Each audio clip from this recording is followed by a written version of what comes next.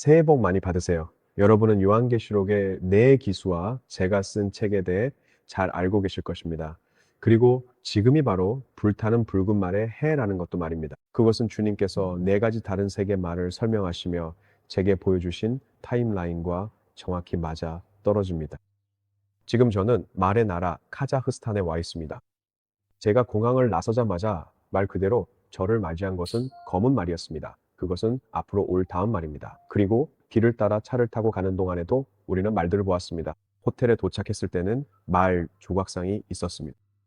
그리고 우리가 매우 아름다운 식당에 도착했는데 정말 놀라웠습니다. 이 영상에서 그 모습을 보여드리겠습니다. 그곳에는 또 하나의 말 작품이 있었고 어디를 가도 말들이 있었습니다. 그래서 왜 주님께서 저를 이곳에 보내셨는지 조금 말하고 싶습니다. 이곳에 몇몇 지도자들을 만난 것도 매우 흥미로웠지만 지금은 전략적으로 중요한 시기입니다. 여기서는 말씀드릴 수 없는 민감한 정보들은 온라인 교회에서 더 많이 나누려고 합니다. 그것은 매우 시의적절하며 정의와 관련이 있습니다. 자, 카자흐스탄은 흔히 아시아의 심장이라고 불립니다. 맞습니까? 우리 모두 자기 나라가 아시아의 심장이라고 생각하지만 지형의 관점에서 보면 정말로 아시아의 중심입니다. 그리고 중앙아시아의 깊은 유목민 전통의 일부로 카자흐스탄은 세계에서 가장 많은 말을 갖고 있습니다. 이곳에는 약 450만 마리의 말이 있어 사람 수를 훨씬 웃돕니다. 사람들은 말을 타고 다니고 말고기를 먹기도 하며 말에 대해 자주 이야기합니다. 영어로는 말이라는 단어 하나지만 이들은 400개가 넘는 단어를 가지고 있습니다. 아마도 어린 말, 암컷 말, 맛있는 말, 빠른 말, 느린 말, 늙은 말 등등이겠죠. 정말 놀라운 것은 그것이 그들의 문화에 깊이 자리 잡고 있다는 점입니다. 그리고 성경은 우리에게 가장 유명한 예언적 상징 가운데 하나를 제시하는데 그것이 바로 요한계시록의 네 기수입니다. 어쩌면 그들이 이미 이 지역과 어떤 관련이 있는 것은 아닐까요? 말을 기념하고 말로 대표되는 이곳의 상징성은 분명히 말과 깊이 연결되어 있습니다. 물론 이 지역만이 유일한 것은 아닙니다.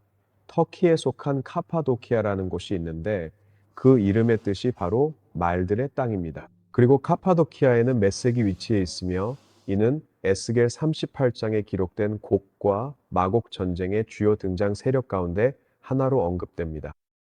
그래서 곡과 마곡에 대해 이야기할 때 미국의 설교자들은 자신들의 문화적 이해를 바탕으로 그것이 프랑스인지 브뤼셀인지 로마인지 아니면 또 다른 어떤 곳인지 식별하려고 해왔습니다.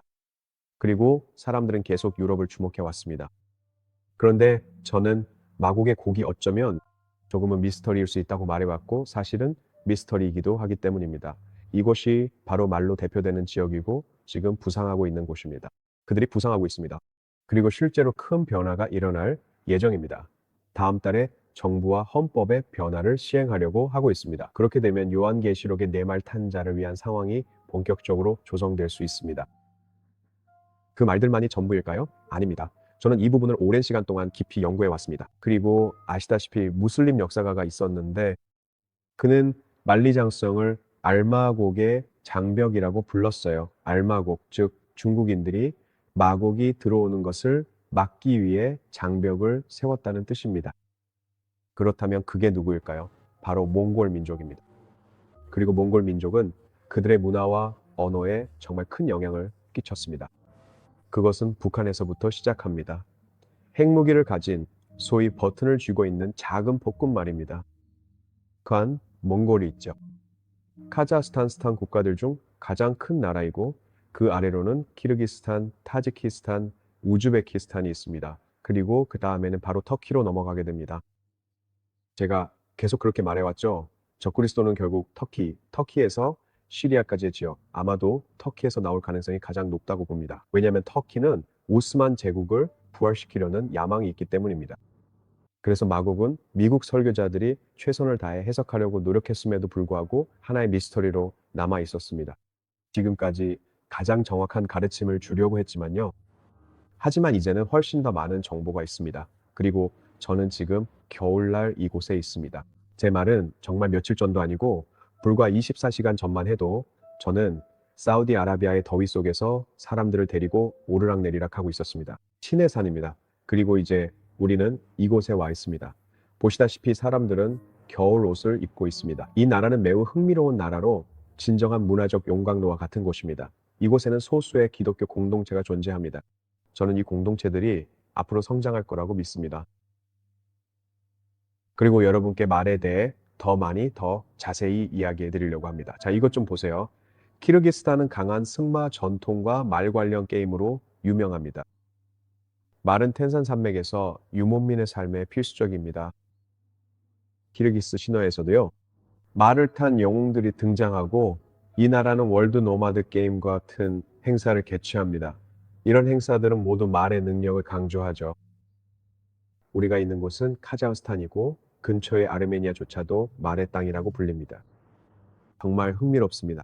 또 하나는 아이슬란드입니다. 주님께서 디스커버 미니스트리를 어디로 보내오셨습니까? 우리는 이미 아이슬란드를 4번이나 방문했습니다. 그리고 아이슬란드에 갈 때마다 아이슬란드 말을 보았습니다. 그 말은 고유한 품종인데요. 근데 그걸 생각도 못했습니다. 주님께서 요한계시록의 네 기수에 대해 쓰라고 제게 말씀하셨는데 말을 보면서도 연결하지 못했다니요. 직접 그 땅에 있어야 합니다. 어제 아침에 말 그대로 잠에서 깼는데 주님께서 말들을 보라고 말씀하셨습니다. 아이슬란드는 순종 아이슬란드 말로 유명하며 사람 수를 능가한다고 하지만 저에게는 그렇게 보이지는 않습니다. 말이 약 10만 마리 정도 있다고 합니다. 아이슬란드는 약 37만 명의 주민이 살고 있는 나라로 말을 이용해 양을 몰고 화산 지형을 달리며 여가를 즐기는 문화가 형성되어 있습니다. 우리는 지난 투어에서 승마를 했고 다음 투어에서도 다시 할 계획입니다. Discover Forge EDU 투어에서 신청하실 수 있습니다. 이 말 품종은 오랜 기간 고립되어 있었기 때문에 고유한 특성을 보존해 왔습니다. 예를 들어 톨트라는 보법이 있는데 이는 세계의 다른 말들에게는 없는 독특한 보행 방식입니다. 그러나 이 모든 것들 가운데에서도 몽골은 말의 나라라는 명성을 지니고 있습니다. 분명히 그렇습니다. 이 별칭은 고대 유목 전통의 뿌리를 두고 있으며 수천 년 동안 말은 일상생활과 전쟁, 교통, 그리고 문화의 중심에 있어 왔습니다. 약 470만 마리 이상의 말을 보유하고 있으며 이는 약 340만 명의 인구를 다시 한번 능가하는 수치입니다. 말은 여전히 몽골인의 정체성의 핵심적인 요소로 자리하고 있습니다. 아이들은 종종 걷기 전에 말을 타는 법을 배웁니다. 재밌지 않습니까? 이 동물은 광활한 내륙 국가에서 자유와 인내를 상징합니다. 카자흐스탄 역시 내륙 국가인 것처럼 내륙 국가들에서는 말이 중요한 의미를 지닙니다. 몽골인에게 말이 없다는 것은 날개 없는 새와 같다는 유명한 말이 있습니다. 말 없는 몽골인은 날개 없는 새와 같다. 정말 말과의 유대가 대단하죠. 말들은 몽골의 광활한 초원을 자유롭게 달립니다. 정말 놀랍습니다. 그들은 그걸 목축 전통이라고 부릅니다. 목자라는 단어가 보이네요. 요한계시록의 네 말은 어디를 가리키고 있다고 생각하십니까? 곡과 마곡은 어디에 있다고 생각하십니까? 댓글로 남겨주세요. 적어보세요. 우리가 지금 서 있는 이곳은 말의 땅입니다. 성경은 네 말이 다가오고 있다고 말씀합니다. 그것은 환난 자체가 아니라 환난 이전의 징조들을 촉발하는 것이라고 합니다. 이것은 여러분의 종말론적 시간표를 새롭게 정리하게 할 작은 조정입니다. 풍부한 성경적 증거를 통해 그것이 분명히 드러날 것입니다. 요한계시록의 네 말은 대환난이 아니라 환난 전에 나타나는 징조들이며 그에는 매우 분명한 시간적 순서가 있습니다. 그러니 이제 여러분은 검은 말, 즉 전 세계적인 기근에 대비할 시간이 약 10개월 남았습니다. 하지만 세계적인 기근이 온다 해도 요셉과 같은 준비된 사람에게는 오히려 번영의 기회가 될 수 있습니다. 혹시 여러분이 요셉과 같은 부르심을 느끼신다면 저와 협력하고 싶거나 어떻게 준비해야 할지 이야기하고 싶다면 온라인 교회에 참여하십시오. 그러면 우리가 함께 논의할 수 있습니다. 저는 수많은 기회가 있다고 믿습니다. 왜냐하면 요셉은 우리의 본복입니다. 7회의 풍요와 이어진 7회의 기근을 지혜롭게 통과하게 했고 그 가운데서도 더욱 번성하여 큰 영향력을 지닌 인물이 되었습니다. 마지막 때에 예수 그리스도를 위해 그런 일이 일어나기를 소망합니다. 아멘. 좋습니다, 여러분. 다음 영상에서 다시 뵙겠습니다. 항상 위를 바라보십시오. 내가 보니 흰 말이 있는데 그 탄자가 활을 가졌고 면류관을 받고 나아가서 이기고 또 이기려고 하더라. 요한계시록의 네 기수에 대해 20년 넘게 깊이 있는 가르침을 전해오신 스티브 초콜란티 목사님께서 그 모든 내용을 한 권의 풀컬러 책에 담아 정리하셨습니다. 이것이 앞으로 10년간의 가장 큰 경고입니다. 여러분은 앞으로 10년 동안의 하나님의 시간표를 알 수 있습니다. 미국 달러가 언제 붕괴될까요? 요한계시록의 7위는 무엇일까요? 세계적인 기근이나 3차 세계대전이 시작될 때 가장 안전한 곳은 어디일까요? 왜 트럼프의 황금기는 짧게 끝날까요? 그리고 더 많은 내용이 있습니다. 여러분은 우리 시대의 징조와 예언을 해독할 수 있습니다.